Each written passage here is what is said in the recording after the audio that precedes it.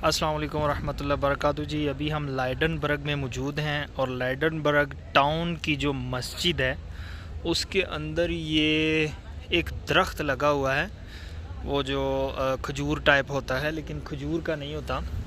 ये आप चेक करें कि ये कितना लंबा है, ये आपने देखते जाना है बस।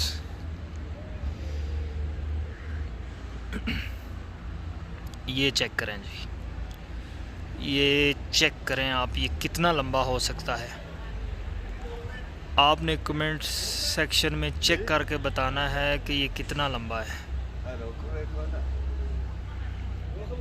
जी ज़हीर भाई बताएं ये कितना लंबा हो सकता है। 70 फुट होएगा तकरीबन। है कोई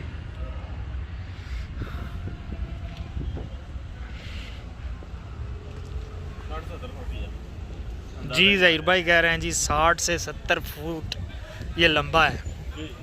आप सब हज़रात ने कमेंट सेक्शन में कमेंट्स करके बताना है कि ये कितना लंबा है जी। माशाअल्लाह।